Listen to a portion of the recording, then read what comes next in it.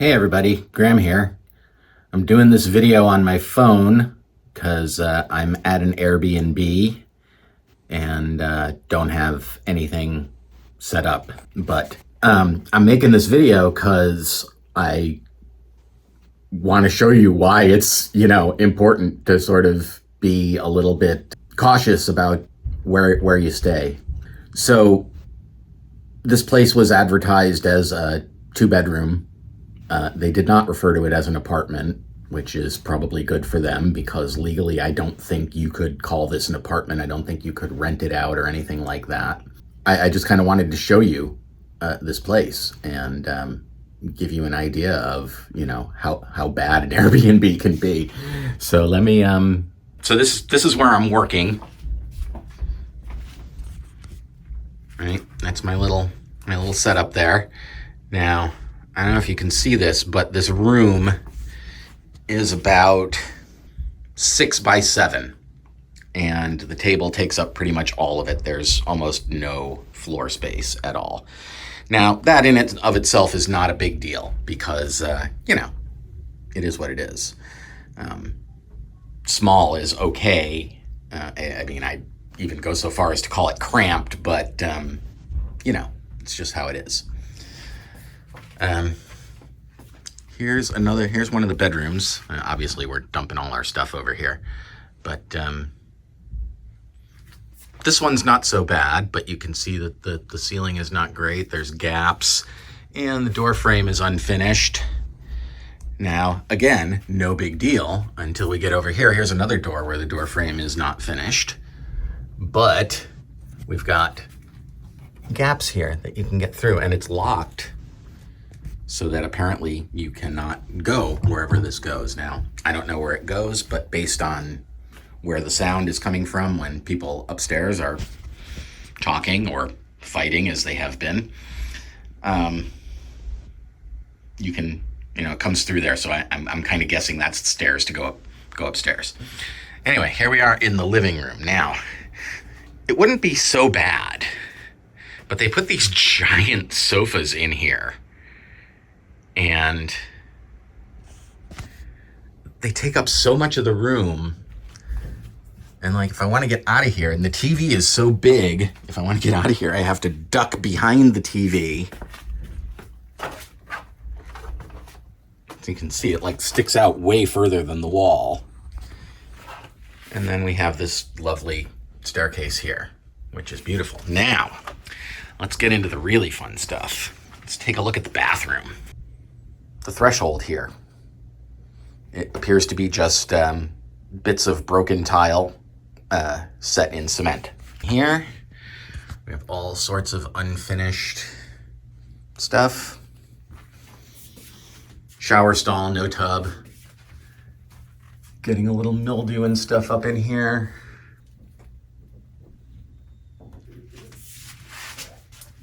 Smells pretty bad too. The kitchen has a similar threshold. And we get in here, we got a microwave that's too big for the countertop. Again, just not enough room for anything.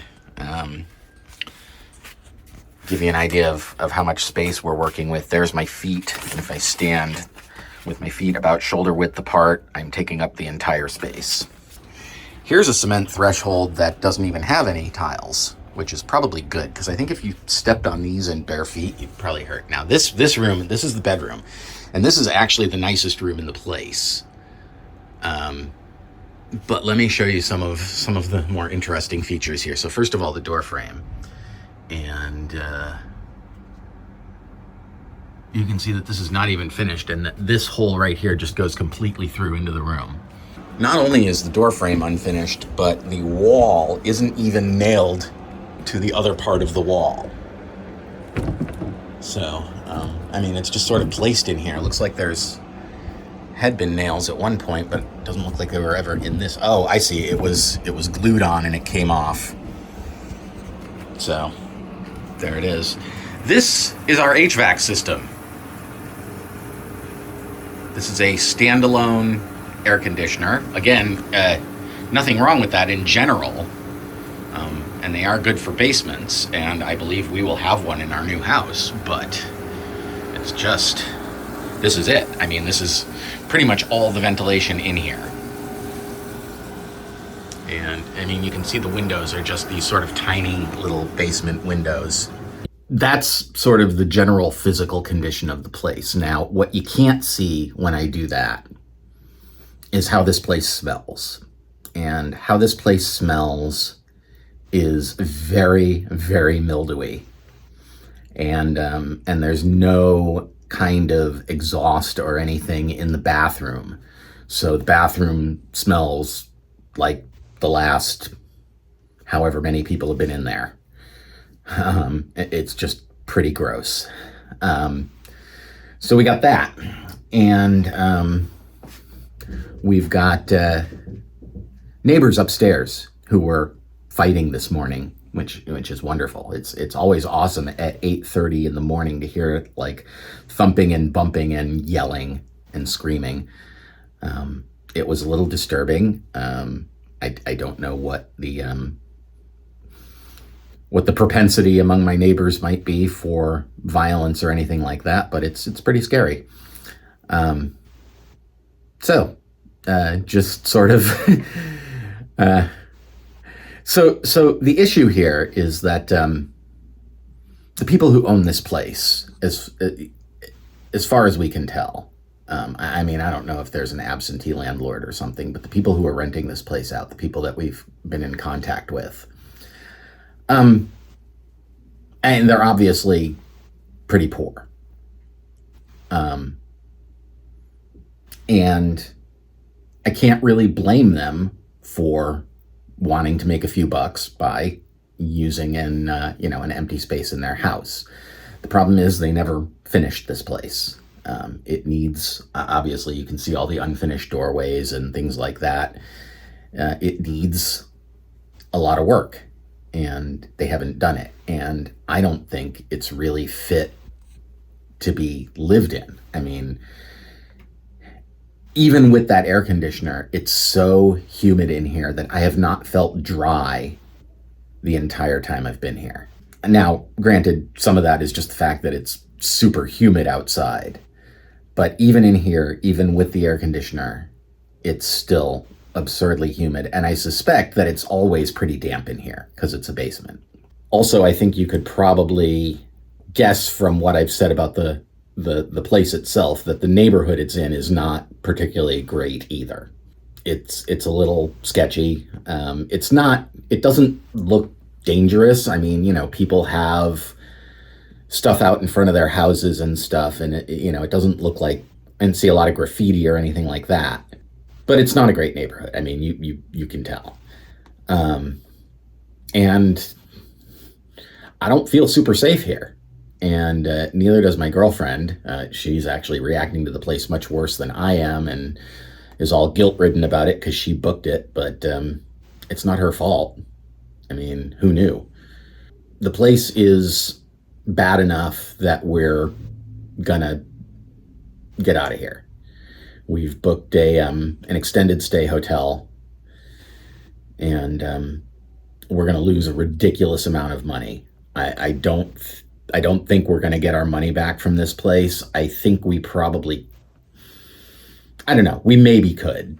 I think if we went to Airbnb about it, we might be able to get a refund, but it would come at the expense of these people not being able to do anything with this basement. And I don't want to cut them out of the market. I mean, I don't think this would be a horrible place for a day or 2 days, but I can't see spending a month here. And I definitely cannot see spending a month working in this room, because this is just oppressive.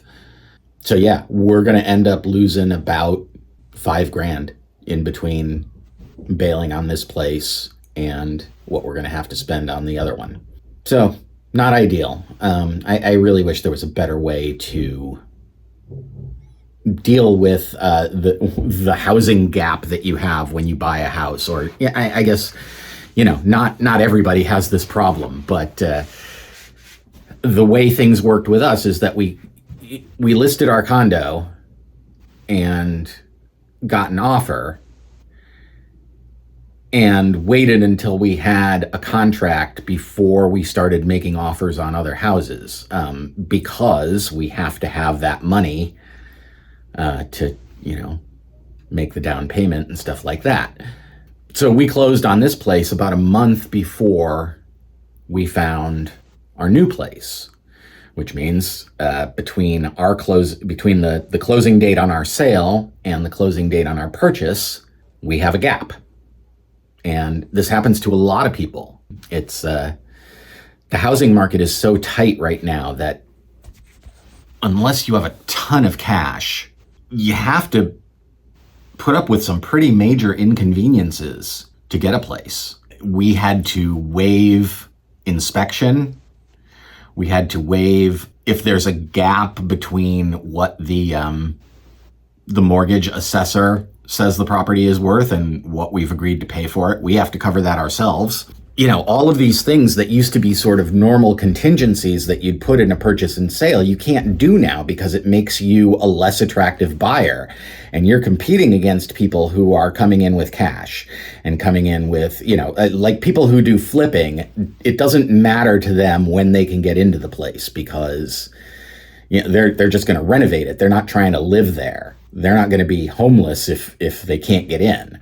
So they can offer, they can offer whatever closing date you want. You want to close in 6 months? Fine, we can do that. It's just that, if you actually want to live there, you have to close within a reasonable amount of time. And that puts you at a disadvantage. And that's really rough. And there are a ton of flippers and investors coming into the market, or not coming in, they're already in. And they are really depressing the supply, which is already low to begin with.